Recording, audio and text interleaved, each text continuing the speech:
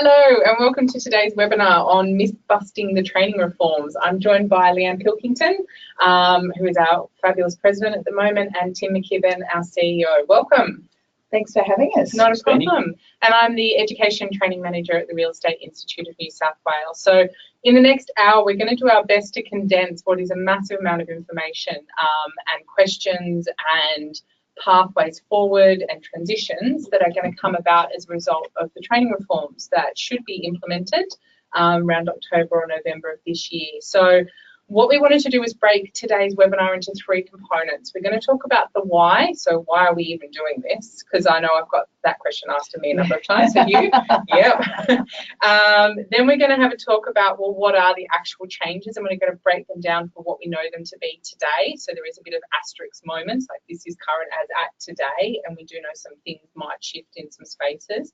And then we're going to talk to you about the next steps, or what we propose or what we perceive is going to happen as a result of these changes. So if we come back to the why are we here, I think is one of those, well, that's a cosmic question, but in this sense, the training reforms and the industry reforms, when Tim and I were talking a moment ago, we're actually saying, is it truly a training reform anymore? Is it really an industry reform? And we kind of landed on the fact is that it might actually be an industry whole reform. Yeah.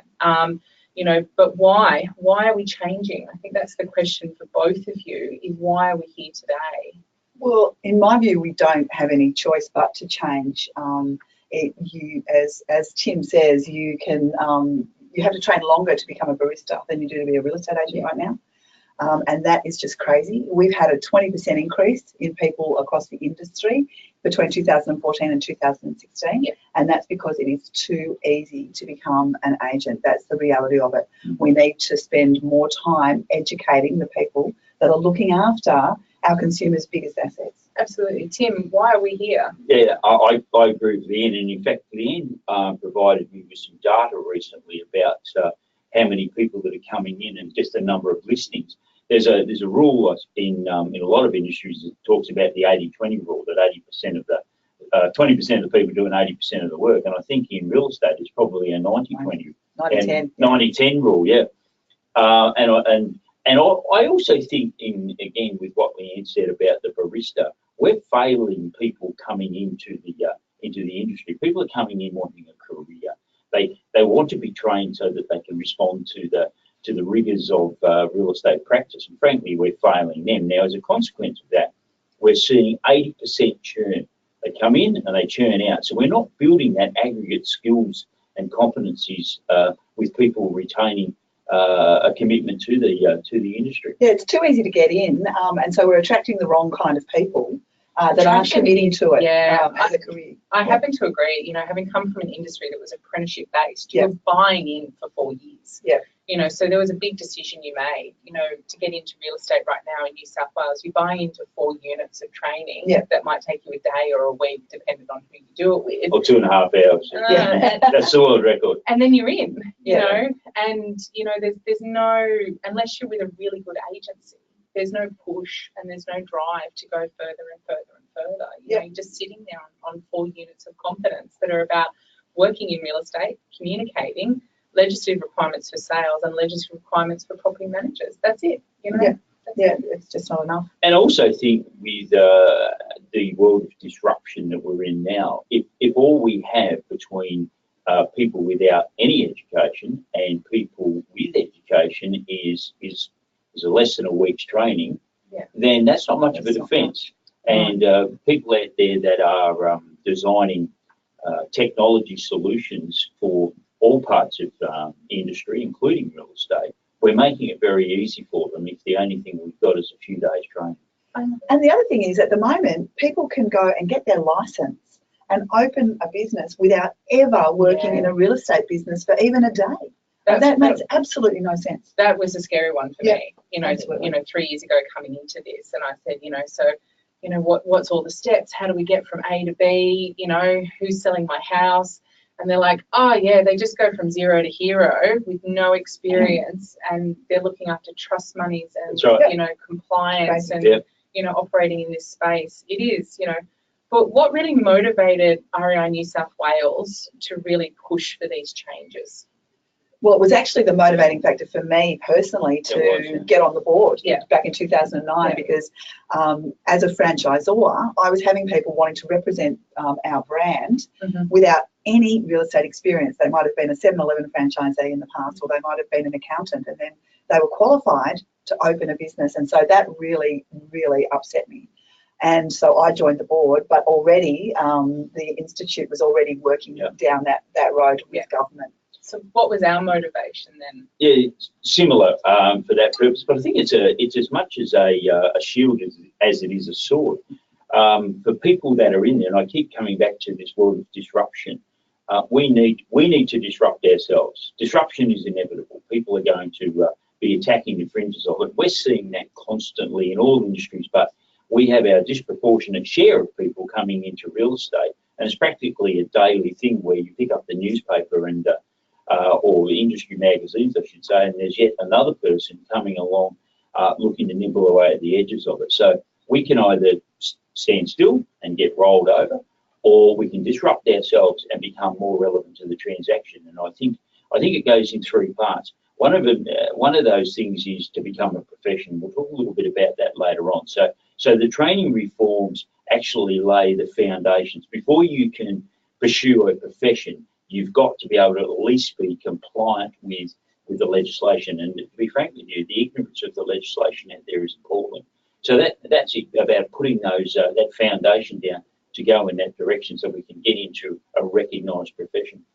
The next thing about the training reforms, and I have to agree with you, it's not just training reforms, but for the purpose of this discussion, having an additional education in any area is no way to carry. So if you have additional education, you can bring more value to the transaction, you get deeper into the transaction. And lastly, and maybe it's an adjunct to this, is being able to be more relevant to the transaction with additional services, and essentially that's our disruption. Yeah, and I think it's also, goes a little bit to the fact that, as the REI just wasn't really satisfied with what the standards were for training, and also continuing professional development had lost its way over time as well. Definitely. Yeah. So what reactions are you both receiving from industry around these reforms? Really positive. Cool. Yeah, I'm finding it really positive. We're on the road at the moment, as you know, going around the state, and the feedback has been really positive. When I first took over as president, I did a survey out to the members, and two things that were overwhelmingly concerning the members out there is the lack of professionalism being shown by agents in the field, and also they were concerned about the training and education and how it had been eroded over time. So really positive. Yeah, and I think the thing that strikes me in all of this is that prior to 2002, the education was 3 years at TAFE and these sorts of things. Yeah. So as our world has become more complicated, as our regulatory environment has become more complicated, our education requirements is nosedive, and that's completely counterintuitive, I think, for anybody to be asking that. Our education in all other industries is increasing to respond to the requirements culturally and legislatively, and yet ours has gone in the other direction. And then the regulator, I think, asks the question, how come you're not compliant? It's very difficult to be compliant with something you don't even know about. And I mean, as we know, the government in their wisdom thought it would be great to increase competition in the real estate space, so they made it easier to become an agent. And we're all for competition, but as you say, Tim, it's got to be competent competition. That's right. And when Danny said that, and yourself said that people can open up an agency without ever having worked in an agency, I always like to ask rhetorically, what could go wrong? What could go wrong? Yeah. What could possibly go wrong? So it's not just training. It's also about industry, and it's about experience, and that's the big word here. As part of these training reforms and industry reforms, you will not be able to deliver services until you've not only got a better education, but until you're experienced. And there is no app currently that can tick a box that says I'm experienced. There's no app out there currently that says I'm a professional. So as I said, we need to own our disruption, and I think that is so important. Yeah. So when you think about the current licensing framework, you started to answer this, but I'm just going to ask it anyway. When you think about the current licensing framework, where is it deficient? you know, what is it not achieving? You know, we've spoken about the fact that you can go from zero to hero in a license, you know. There's no experience required for a start. Yeah. Absolutely no experience. And that's the big thing that they have addressed that. So you'll have to have 3 years experience before you can go and open a business. And that's a great thing. Yeah, because, you know, I've lost my train of thought, but yeah, absolutely, I agree that the experience is quite a distinct disadvantage, because I'm often hearing from people, the reactions I hear is like, well, this is what it used to be like. It is. That's right. Yeah, it's back to the future. Yeah, absolutely. And I think if we're going to change who we are for the better, we've got to do it as a starting point. Now, I received a letter from the minister a couple of days ago asking for submissions. Yes, and I showed it to Leanne, asking for submissions, and the minister said, I regulate all of these areas. And when it came to our dot point, it said that the people who are categorised in there are pawnbrokers, second-hand dealers, tow truck drivers, tattooists, tattoo industry, and real estate agents. And hairdressers. I'm sorry, although I don't think we belong with the hairdresser, because I think they've got a 3-year apprenticeship. There you go, that's true. And I think, to me, that demonstrates clearly that government has no idea about the complexity of the transaction, and also the value of the transaction to the consumer. And you have to ask. That's a really important point. I don't think people really do genuinely understand the value a good real estate agent brings to the transaction, because there's a huge difference between a good real estate agent and the rest. Yeah, that's right. And I think you have to aspire to being a professional with greater experience and knowledge, or really, sadly, you might have to think about another career. Yep. I think it's that simple. Maybe tattooist. Yeah. For me, in this whole process, what I've also found interesting is that when you look around and when you talk to people about these changes, there's quite an assumption that New South Wales is leading the charge. Yeah, right. But, you know, if we stop for a moment and actually have a think about it, you know, we're really scraping the bottom of the barrel in our licensing framework as it exists at the moment. So if anyone wants to know who's leading the charge, it's the Northern Territory. So Northern Territory requires the full Cert 4 as its entry point, and then the diploma for licensees in charge. Our entry point is 4 units of competence. We're only beating Victoria, who have 3. Wow. Yeah. You know, Queensland and Western Australia, they have, you know, somewhere between 8 and 11. You've got South Australia that have 17 units as the starting point. So, you know, if you just want to understand how many agents in the Northern Territory, Tim, are there approximately? Agencies, I think there's less than 90. I think it's around about 88 or something along those Agencies? lines. Agencies. So at about 8, I think they're roughly 8, approximately 8 agents working per each agency. So not a lot of people. It's talking about maybe 700 people that are better educated as a starting point in their real estate career than the 40-something thousand in New South Wales. So, you know, if we can just catch up, that would be nice as well. Absolutely. And at a personal level, I have to say one of the benefits for me is when I go to the national get-togethers, where we get together with the presidents around the state, with Leanne and her counterparts, and myself with the other CEOs. I won't in the future have to be putting up with criticisms of New South Wales, because what you're able to do, and this is your space, not mine, Danny, but you get your training here and then you go to another state. So you can come here and, as I understand it, do your 4 units and then run up to the Northern Territory and say, under mutual recognition, I want my qualifications Probably up here. the worst example. The easiest example is Queensland. You can afford a jump pretty easily between New South Wales, Victoria and Queensland, but Northern Territory wouldn't be able to so much border hop. But I've also had complaints from New Zealand, because I understand there is a mutual recognition. So people come over here, do their training and turn around and go back. Yeah, I picked up the phone about a couple of months ago from someone from New Zealand that said, what's the training requirements to work in New South Wales? I was like, why? You're very New Zealand based. Yeah. So we had just an ethical dilemma that we resolved. Yeah, but again, I think you make an excellent point. It's not that we're actually going to be the shining light in this space. No. All we're doing is catching up. Yeah.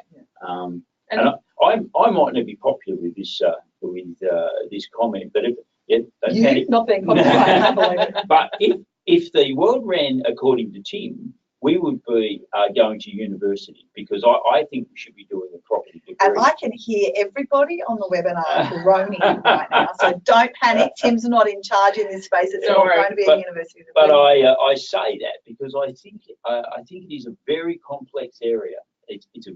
You have to understand property development, you have to understand zoning, you have to understand contract law, a series of things. Yeah, that's true. And again, I make the example that as life has become more complicated, our education has gone like that. So thankfully, there'll be all those out there that are saying, well, good thing Tim doesn't run the world. Correct. But there is no doubt in my mind that the education has to increase, and I think it's 600% we're increasing. Yeah, we're definitely taking a step in the right direction. Oh yeah. All of this kind of links in, and you hinted at earlier, Tim, around professionalism. And it's more than a word, and I think it's a word that we've been using for a while, but we actually have to acknowledge it's a different word that we're talking about. So I'm going to hand over to you guys to absolutely. And that's what when I talk about this, I say it's actually, we need to understand it's not just a change in language. It is a scheme under the Professional Standards Council that will formally recognise us as a profession. And there's only 17 professions, and most of them are the lawyers, because they can't get together. Yeah, they couldn't get together as one group. I mean, who would have thought? But there is only 17, and I think you make an excellent point that it is. I can call myself a profession or professional, but what we're seeking to do is to have a government body holding us to account. And once we meet the requirements, once we get ourselves in the requirements, and once we continue to comply with the obligations that they will impose on us, we will then be a profession.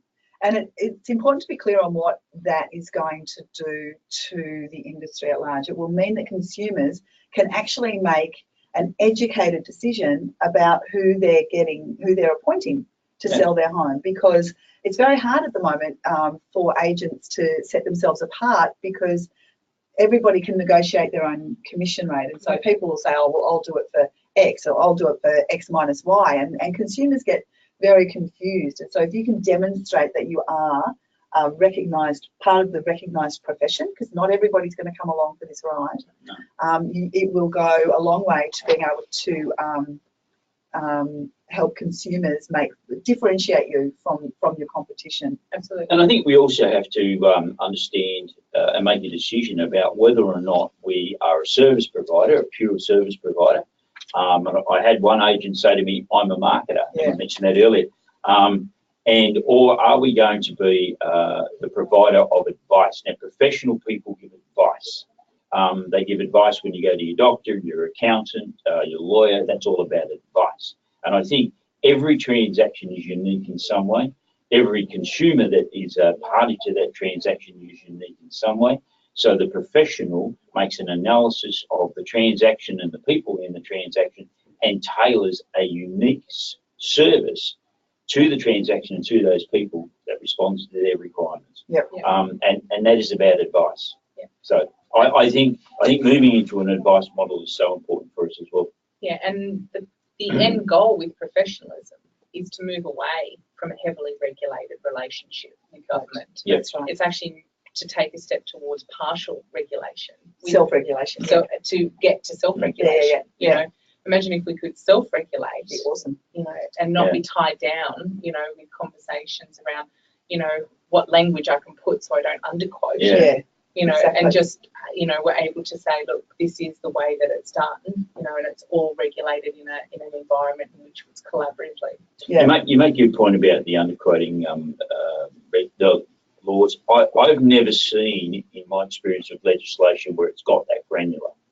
And normally it says something along the lines of you are not allowed to be involved in any false or misleading conduct or something. I cannot think of any legislation, and for that matter, subordinate documents in the regulations where it's got down to saying you cannot use these words. And if you are a professional, if you comply with your professional obligations, you leave that in your dust, because you are up here and you will comply as a consequence of being a professional and meeting those professional obligations. And if we do achieve at least partial self-regulation, it means that we're being regulated by real estate professionals, by people that understand the industry. Yeah, and so right important. now, we're being regulated by people who also regulate the tattooists and the hairdressers and don't understand our industry at all. So it's incredibly important. And if we want to put some distance between the tattooists and being a professional is is the beginning, and we have to treat ourselves in that way. Yeah. If we want others to treat us as a profession, as an advice provider, etc., in our community, we have to start and treat ourselves that way. It's our initiative to take. So we are about, 18 months down the track with our application, because there's a formal application process that's very detailed. Yeah. 18 months down the track, how much longer do you think that's going to go? Hopefully the end of this year. So it's still a lot of work to be done, and John Cunningham, to his everlasting credit, doing an amazing job. He's spending an inordinate amount of time on this, and we've only just recently got him some administrative support. External to the business, as you know, we have a consultant, and they're also working on it. So this is not something you find in your cornflakes packet. No, it's not a tinfoil. No, that's right. This is it is very serious and has a lot of rigour around it, and it should do. Yeah. So when you have some external government department saying these people, this industry is a profession, it shouldn't be easy, and it isn't. No. Okay. So let's get into the nuts and bolts. Yes. Let's break down the changes. Awesome. So I like to do it a certain way. I like to have this conversation a certain way. So I'm happy to have a go at it. Go on. And feel free to chime in at any point in time. Chime in. Yeah, you chime in. No, not a problem. Yeah. The way I like to do it is talk about license holders. So if you're a license holder, you're the simplest group. You're a license holder today, and after the reforms have come into play, you are still a license holder. There is no additional experience or training that you need to do in that instance.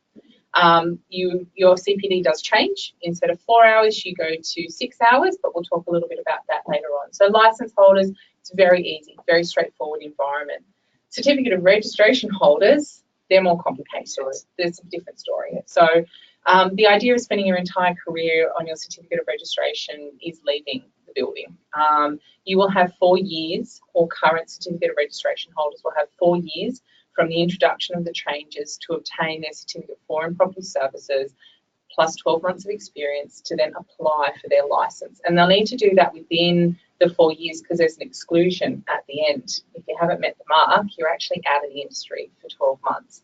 Take it as a motivator, not a demotivator. Yeah. So the question that we always get asked out on the roadshow is, will they have to do CPD points while they're studying for their licence? I'd love to have a definitive answer on that one. This is the biggest one that's flip-flopped for me. In my conversations with Fair Trading and the ones I've been involved in with both of you, 1 month we can be given assurances on X, and we go back to the next meeting a month later, or there's a discussion or a conversation, and this is the space that's shifting and changing the most. Okay. Originally, the intent was that while a certificate of registration holder was obtaining their Cert 4, it would count as their CPD, so there'd be no CPD that they needed to do.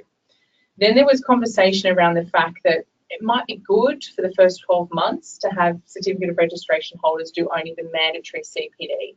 So we kind of created a ground zero opportunity for industry. So there was a moment where we could go at the end of that introductory period.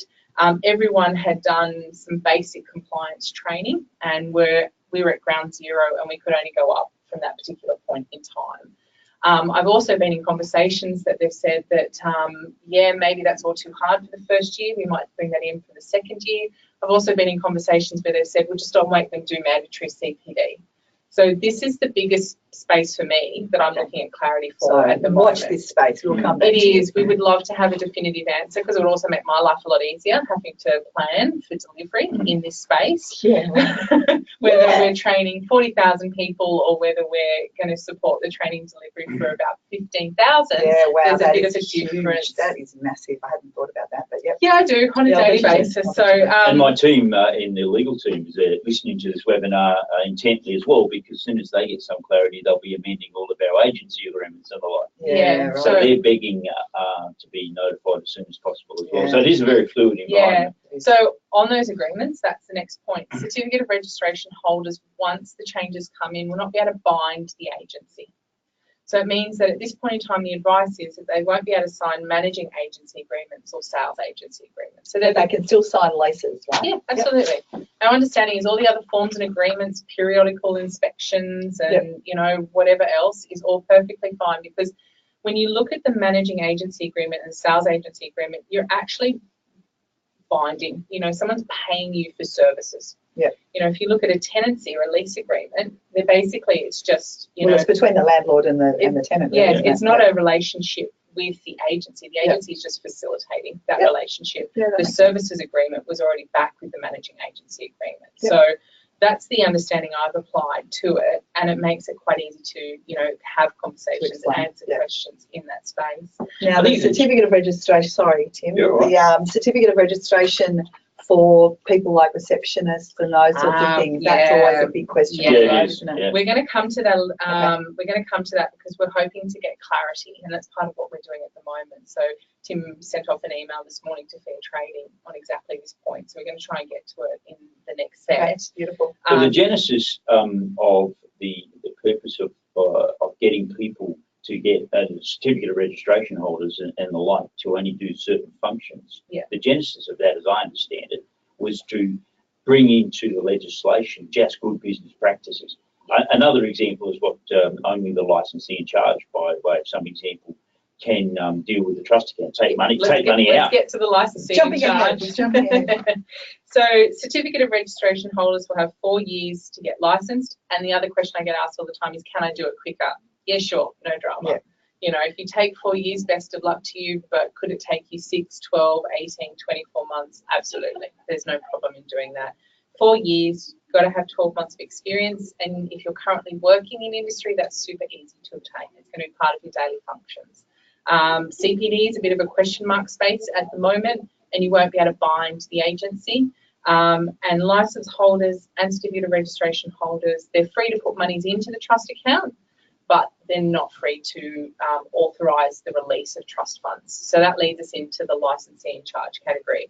So while it's an industry term, licensee in charge, it's a very acknowledged term in industry, it's actually not a license category.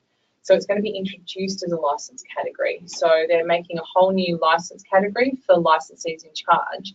And the first call of business for New South Wales Fair Trading will actually be to transition all the people attached to a corporation's licence to grandfather them across to this new licence category. So grandfathering is only being offered for the LIC licence category, and it will be for those that are attached to a corporation's licence that will go across in pretty much a solid straight line. They're also going to offer grandfathering for a second category, which is licence holders that will meet a series of checkboxes. So X number of years in industry, X number type of experience that's identifiable. They'll be able to do a dotted line. So they'll be able to apply to see if they'll be offered grandfathering. So that's really that process. For those attached to the corporation's licence, it's going to be relatively straightforward. In the future, though, if I want to go from a licence holder and step up to a licensee in charge, I have to obtain a diploma in real estate plus 2 years of experience. So that's where Leanne's comment earlier about 3 years from zero to hero. So 1 year experience with certificate to licence, and from licence holder to licensee in charge is 2 years experience. So from zero to hero, 3 years, and we're going back to the future. Yeah, so you'll have some experience and also better education before you start running a business. Yeah. What a novel concept. Yeah. And we've heard some horrific stories about people. I think everyone has. I think if you've been in industry long enough, you've seen the, agencies pop up. Yeah.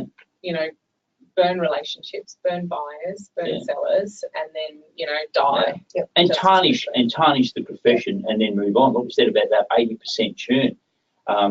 They just leave a trail of destruction behind them. That's the problem. Yeah, absolutely. So the other thing is licensees in charge get to do an extra 3 hours of CPD on actually managing and running an agency. Again, novel concept. Yeah, absolutely. So in total, licensees in charge will do 9 hours of CPD. It's 1 day of your life. You'll be fine. It's not going to kill you. Financial literacy, managing risk, obligations to the tax office. HR, WHS, you know, really exciting things that hopefully will mean that their agencies function better. Hopefully that'll mean that they're running a more profitable business because they'll have an insight into it and complying with all of their obligations to the tax office and the like and not getting into trouble. And the reality is, because I see a lot of really good salespeople wanting to transition into business ownership, and they think it's a whole lot easier than it really is. And it's not until they get into the business that they realise all of the stuff. You don't know what you don't know. And so I think that this is a fantastic idea. Yeah. That's what I think franchises, give them a little plug right now with that, but they do actually have those courses. I know you do have those courses to be able to support people who go into that environment. Yeah. But nonetheless, it is a completely different skill set. It is. And it may not be a great analogy, but you have people who are great footballers, and then they're the darling of their club, and then you say, well, let's make you into the coach. That's the worst thing that ever happens. No, exactly. It's a whole different skill set. Absolutely right. Yeah. And so they're also increasing the supervision requirements for LICs as well. Yeah. And making some lovely changes around trust accounts. So all the responsibility on the release of trust funds will now sit with the licensee in charge as well. So the key phrase is that the licensees in charge will have to authorise the release of all trust funds. It's authorise, not actually prepare, do the banking. They're actually authorised, and that authorisation needs to be auditable. They've got to be able to demonstrate to fair trading when they ask for that transaction, where was the authorisation? So the other thing as well that we're hearing is that there'll need to be a licensee in charge with functioning inside of the business at all times as well. We're still seeking clarity on whether someone needs to be physically in the business or whether they need to be physically available to the business. Well, because the other thing is that at the moment, if you've got multiple offices, you need to have multiple licensees in charge, but they're talking about changing that. Yes. So you would have to assume that they'll be okay with somebody not being physically in the business, but don't take my word on that one. Yeah, that one comes from the trust accounts, because what they're going to do, and this is why we've started to refer to all this as more of an industry reform, because the moment that they started saying, oh, we're also going to make some changes to the trust accounts, you're like, this isn't just education anymore. This is now an industry reform. Yeah. So with the trust accounts, when you go back to the idea of multiple offices, they're going to allow the centralisation of trust accounts. Agencies will only require 2 trust accounts, one for property management and one for sales. Yeah. So if they have to be separated. They have to be separated. They've been quite insistent on that from the beginning, because what they want to be able to see is an easy reconciliation of the ins and the outs. And, you know, at one point in time, unfortunately, Fair Trading were like, we want the trust accounts to be 0 at the end of every month, which industry was just that's won't work. But having that ease of seeing all the PM transactions and all the sales transactions is what they're looking for. So what they're looking at is being able to centralise. So if you've had 7 offices and 7 trust accounts, you'll be able to bring that in to 2 trust accounts and operate that from a central location.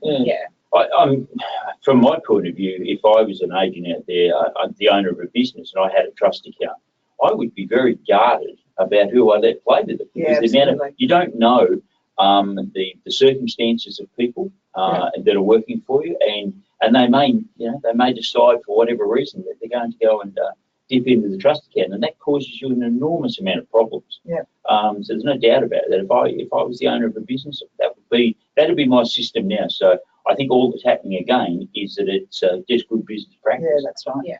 And Fair Trading are going back to annual lodgement of audits. Surprise.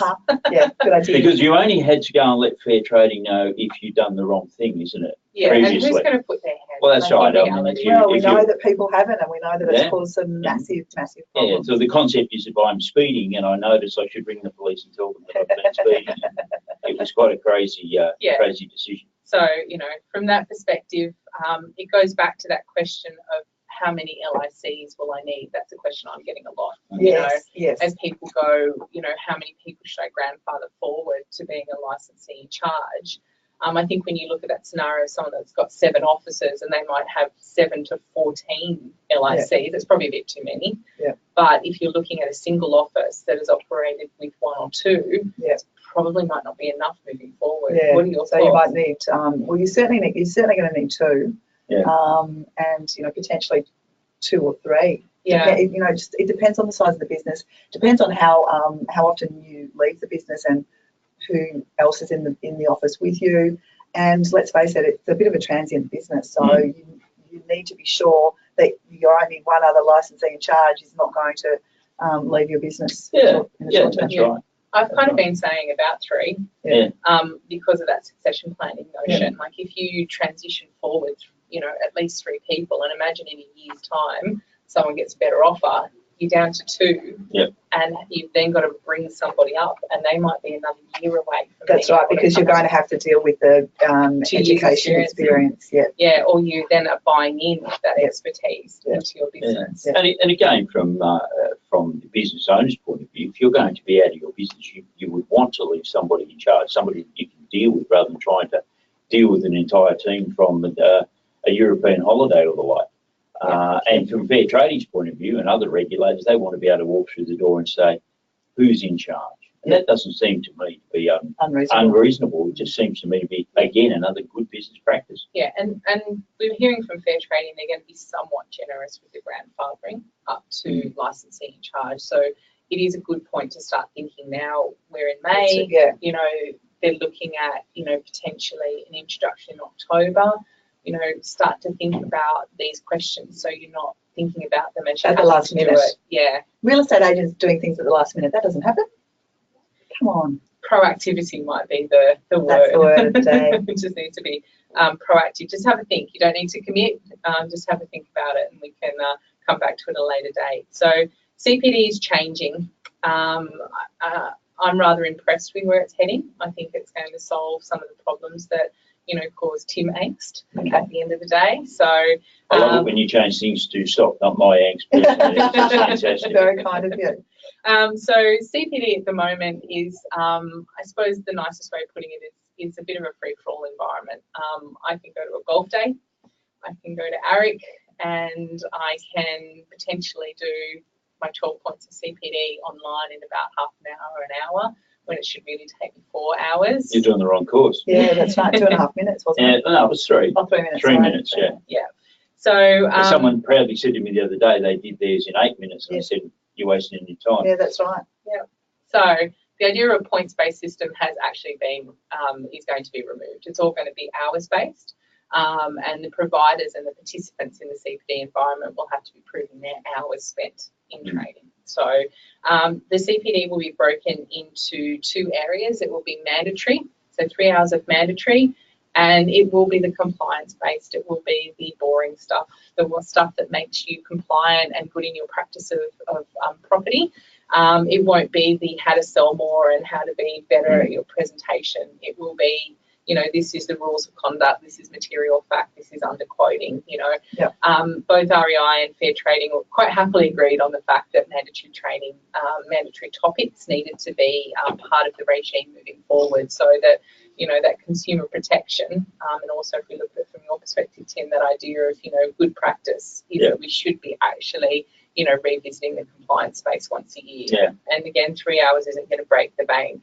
The 3 hours of mandatory training will be delivered by industry bodies. And hands up, we're an industry body. We look forward to delivering that training to you. The other 3 hours for licence holders will be elective. But again, we're talking 3 hours, and it will be in a narrower range of topics than the free-for-all environment that it is at the moment. And then remembering that LICs will do an additional 3 hours on top that will be business focused or agency focused. So, and when do you expect to see those topics? Oh, I would have loved to have had them already. By now. Yeah. But I'm going to take a huge stab in the dark that we'll probably get it confirmed about 6 or 8 weeks out from when we have to start delivering. Right.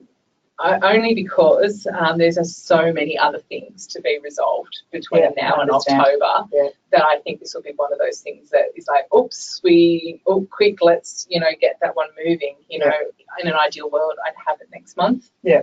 You know, in the world of training, you've got to plan. Yeah, you want to plan. You've got to prepare. You've got to build courses. You've got to build online learning. And so, unfortunately, I just don't think we're going to get the most generous of lead times with that, because we're still not sure who the CPD is going to be delivered to, whether it's going to include certificate holders and licence holders. So I'd love to know the answer to that one first. Yes. Actually, you know, if you really wanted to know what's pushing my buttons, Yeah. 40,000, 15,000. Yeah, totally. Yeah. Makes sense. You know, we've talked a bit about, you know, the changes and, you know, we have up on our website a hot topics page specifically on this, Yep. and we'll be continually updating it. But I think the takeaways around the changes is that, you know, there's an opportunity to look at the compliance and the systems and processes of your agency.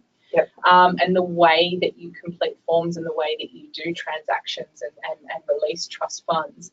And instead of, you know, yeah, go to the negative if you want to go, oh my gosh, how am I going to survive? All my certificate of registration holders sign managing agency agreements and sales agency agreements. Well, you know, maybe the first question is maybe this is an opportunity to have a look at your business and have a look at what I should be doing or could be doing in the future. Because, you know, when I've spoken to a range of agencies and general managers and LICs, some have said, we already do that.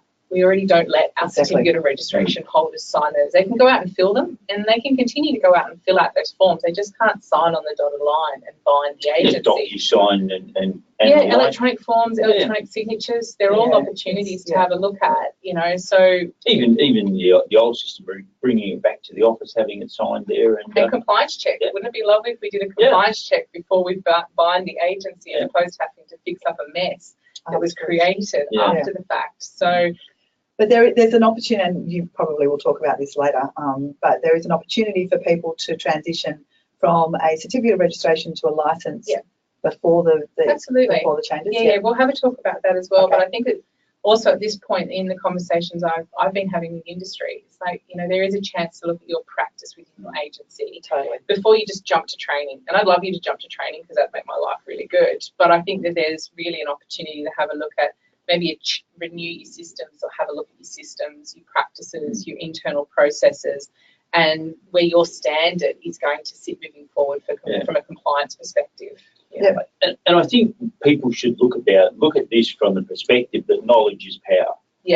If you've got knowledge that somebody else hasn't got, then you're valuable to the transaction. So if I understand the planning laws and a variety of other things that attach into that transaction, that's knowledge I bring to the transaction. That's knowledge that makes me valuable to the transaction and what other people will pay for. So nobody ever got into trouble, in my understanding, by being smarter than they are now. No, and I don't think a vendor or a landlord is going to be upset if you say, I'm going to take that document back to the office, you know, for the checks and balances that we're going to do, and then it will get delivered back to you signed. I don't think that's going to stop a vendor or a landlord from committing to that agency. No. Do you? No, I don't think so. I don't. I think we've got a question, so I'm going to throw to Kate to ask our question. We do. Anita has asked, will there be a certain date for certificate of registration holders to start working towards their certificate for, or only having the 4 years to complete?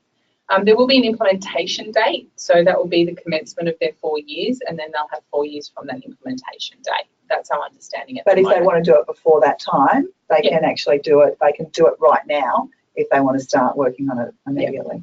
Excellent. We have another question from Maria relating to buyer's agents licenses. She asks, if someone has a buyer's agent's license, do they require a full real estate license to trade? So what's going to happen is that buyer's agents and business brokers and on-site residential property managers, their license categories are going to be collapsed into a real estate agent's license.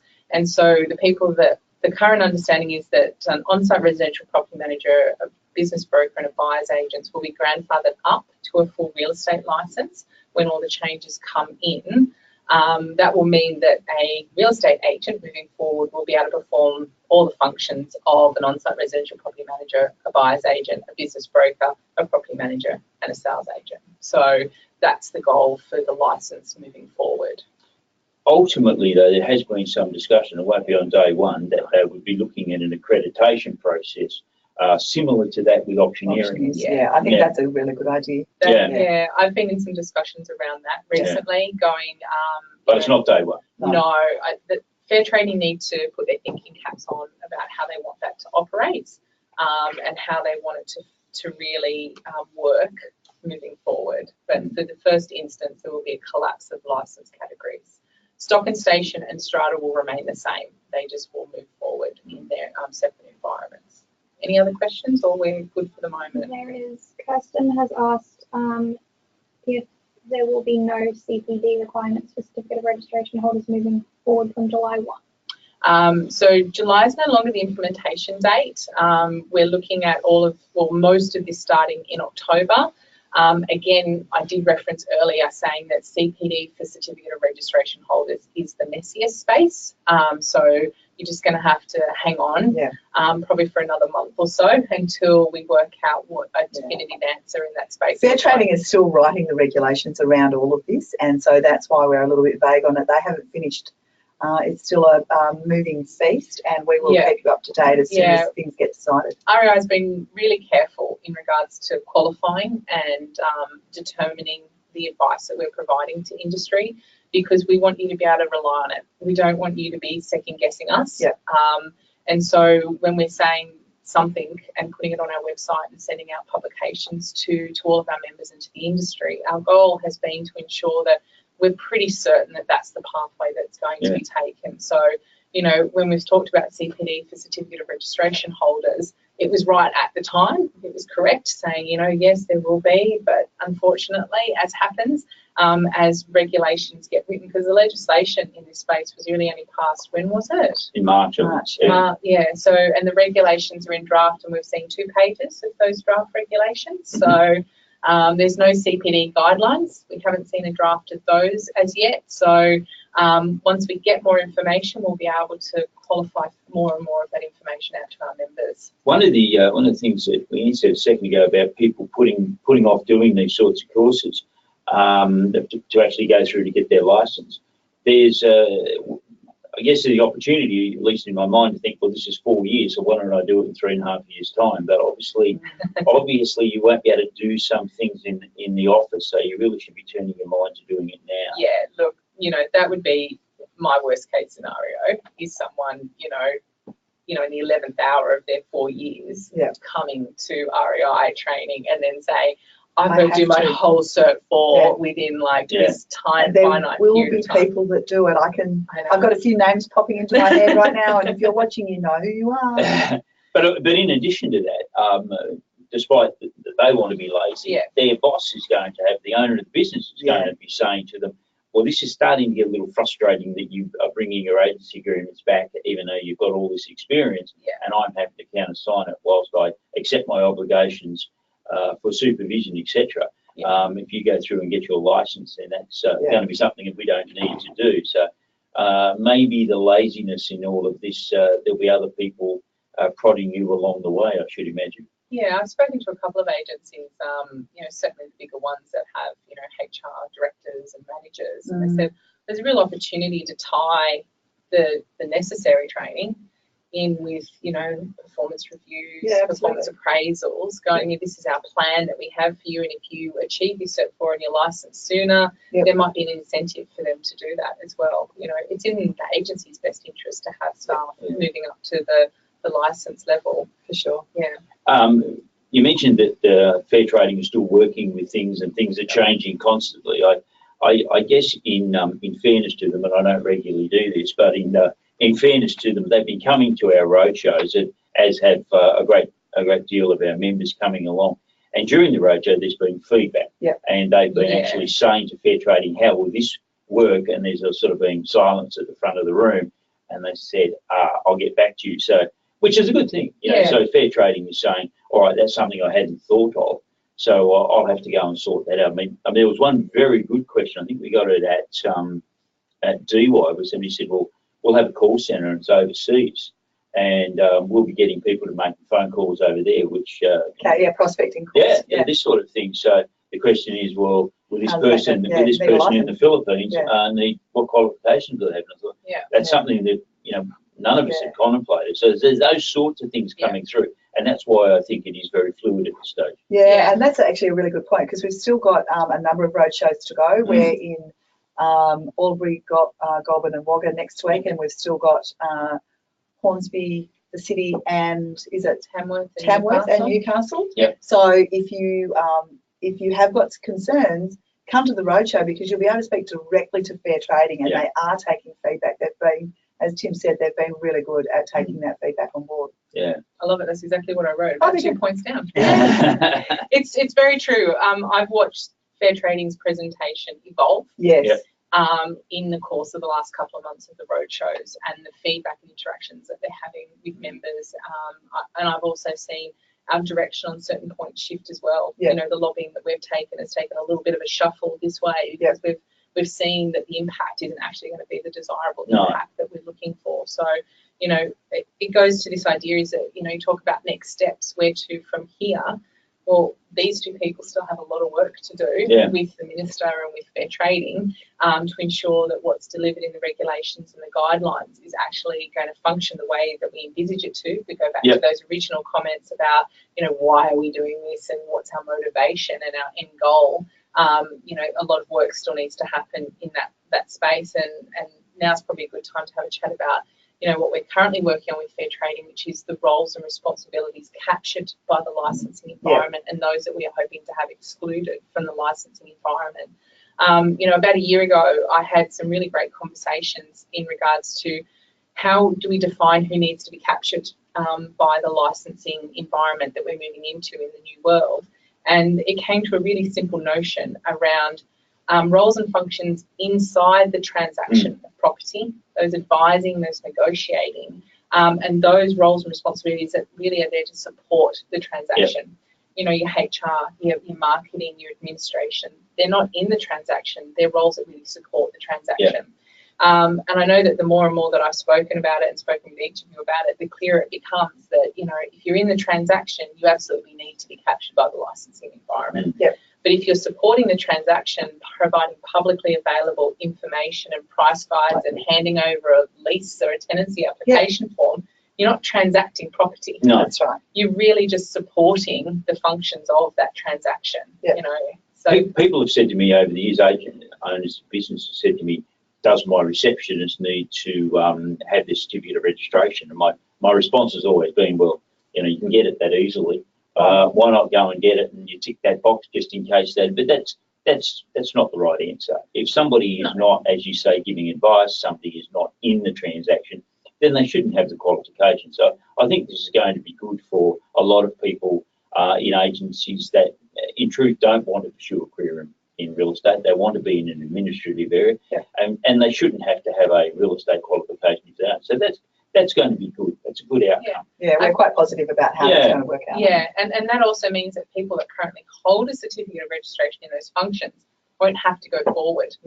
So this is also one of those things to have. And they won't have to do their CPD points. All of that stuff. Yeah, so all of that. A lot of efficiencies. Jump and get everyone in, every certificate of registration holder in your business licensed, actually take a moment to think about, well, maybe I need to actually prioritise those that are going to be well and truly in the transaction of property, and then I can put as a second tier and wait for the regulation to be defined as to who is excluded, because those exclusions could be just as a valuable notion as those that are staying inside the transaction. So you were emailing Fair Trading on this morning? I did it this morning, about an hour and a half ago, So, and I've given them some suggestions. In fact, for those business owners out there, I took a lot of guidance from Brief and where they categorise things, and that was a value to actually try and align that with Brief. So that makes sense. So I mean, we're already in that from an award point of view, wages point of view. So if we can line it up with that,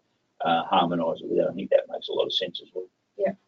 So I suppose the next thing is, you know, we've touched on it a bit. You know, REI, you know, is your industry training provider. So, you know, what happens if you actually want to progress those people up to their certificate 4? So just again on the roadshow, we've had a few people telling us that there's training providers out there saying you have to come and do your training now because in the future it's going to cost. I think the worst one we heard was $16,000. So they said it's come and do your training immediately because it's going to get dreadfully expensive in the future. I don't understand where that one's coming from because from my perspective, you know, you have to do a certificate 4 today. You still have to do a certificate 4 tomorrow. It's about X amount of dollars today. I can't see it becoming more expensive. Right. But there will be an added cost, and we need to recognise that because people will have to become licensed. So there is a cost to providing the training, and then there's an ongoing cost towards Actually holding maintaining the license. that license. They are going to have 5-year licenses, Yes. and so I believe that. Well, it's an efficiency as well. It's Yeah. another good thing. Yeah, it is. CPD annual, Yeah. but a 5-year license. Yeah, and the CPD will all be within the financial year, That's what they're talking about which at the moment. should make it a whole lot easier to know when your team have actually done their CPD Yeah. points. Yeah, and again, that comes back to the supervision. Yeah. But in relation to migrating from my certificate to my license, Yeah. let's assume that I've had 10 weeks with my certificate. I got Yeah. it 10 weeks ago. I had 10 weeks worth of experience, and Leanne's had hers for 10 years. Are we both being forced into the same? No, Thank I God. think that's That's another one of the big I think questions. that's one of the biggest myths that we can clear up at the moment is that in the training world there's a number of ways in which you can achieve qualifications. REI offers the certificate as a full classroom program, so it's great for your 10-week up maybe. Offer it all online and then offer it as a blend, so that people can concentrate their classroom-based learning where they need it to be and work in an online environment for the other components that they feel slightly more confident with. And then we also offer recognition of prior learning, which is great for people with, several years or more experience in real estate, because recognition of prior learning is basically being able to say, I can do it all, you need to assess me, and then issue the certificate at the end of the day. And then the other way that we also deliver the Cert 4 is as a traineeship. So these are really great programs for people that have been recently employed in your business. So employed for less than 3 months full-time or less than 6 months part-time. And the government will subsidise the cost of the training, and you can also potentially get incentives from the government as well, and a payroll tax exemption. Yeah, for the I duration didn't know about that one Yeah. until recently. You Yeah. get a payroll tax exemption. It's That could be more valuable than Yeah. most of the other things Yeah. put into place. If you talk about, what's the payroll tax percentage at the moment? I never know it, but yeah, I haven't committed that to memory, surprisingly. but if you look at that exemption spread over 1 or 2 years of that traineeship, then you can actually it's several thousands of dollars worth of savings that that person can bring to you. So I think the thing is that if you are wanting to, you can call in to REI and we'll happily talk to you either at an agency level or an individual level. We can talk to you about the training that of course we offer. But we're just as happy to give you advice if you have a preferred provider that you're already working with and you're just wanting to clarify the advice or the information that your agency or your training provider is giving you, so that you can make an informed decision. We're also really happy to help you out. I was talking to a lady the other day that was going on maternity leave in 3 months' time, and she was trying to be pushed into doing her license very, very quickly. And she's like, but I'm only going off for a year and I've got 4 years. And I was like, at the end of the conversation, I said, look, in all reality, if I was you, I'd wait till you came back, and she goes, that's what I thought. So she got very confident. We weren't going to deliver the training, but we were just giving her some really solid advice about what was best for her in that circumstance. So I'm happy to go forward. Kate. Building on that question, we have a lady asking what your practical experience counts as after you have obtained your certificate. So the practical experience won't be aligned to the qualification. It will be aligned to what fair trading, in consultation with the industry bodies, feels is going to justify the issuance of the license. So it's kind of like a train track. The training will sit on one train track and the experience will sit on the other. And if you tick both those boxes, fair trading will be able to issue the license at the end of the day. So yeah. So you'll need to prove just 12 months of experience. It'll be quantifiable. So one of the suggestions that we've given to fair trading is a bit like a learner driver. Yep. You've got to do 80 hours in the wet, 10 hours at night. It's got to be signed off by another licensed driver. We've kind of said, well, maybe have a look at something in which it's broad but quantifiable, and then signed off by either the LIC or a license holder, so that there can be checks and balances, and it also means it's more portable as well. So this is a bit of a back to the future moment as well, isn't it? And in the good old days, you had to be signed off by a licensee. That's right. And I think you had to actually come to the old agents and something board. Yeah, there was a board we used to have in here. The auctioneers used to do that. Yeah, the auctioneers and agents board. I've been referred to it a number of times, but I just can't wrap my tongue around it now. But that people had to come in here and satisfy experienced practitioners that they were competent to open up a business. Yeah. And again, that makes perfect sense to me. It does. Yeah, it does. Another question that we get at a lot of the roadshows is what happens if my property managers have no experience in the sales space and they don't care about getting experience in the sales space? What happens So that goes back to the notion that the real estate license allows you to do both PM and sales. So currently, when I'm asked that question, my response is if you're progressing from your certificate 4, so from a certificate holder to a license holder, there should be a level of experience that's gained by doing that training and that assessment that should support your application in that experience space. And then the other way I answer it is, in actual fact, it's actually not a bad thing for your agency to get that cross-pollination of skills. That breadth of skills, sure. I had a sales agent I was talking to the other day that had that exactly. Why would I want to know about property management? I was like, well, maybe because you're often selling to investors. Hello. So it might be good if you can talk to them about the services your agency offers in that space.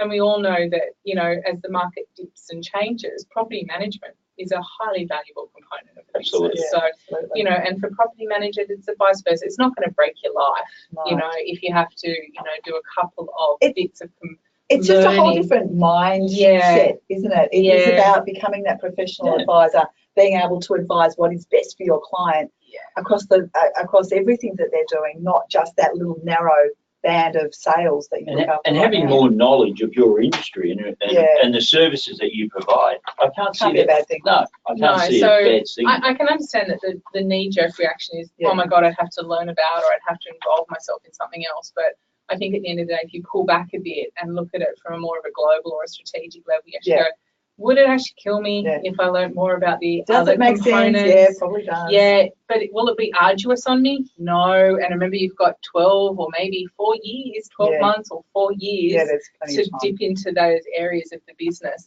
And I should say, we haven't yet concluded our thinking on this, but possibly we'll, I don't think I've told you about this, Dan, but we might even have a look at having a practice environment here where people can actually come in for the week or whatever it is to do it now. We haven't yet fully investigated that, but it might be a project I'll give you. Don't hold him to it.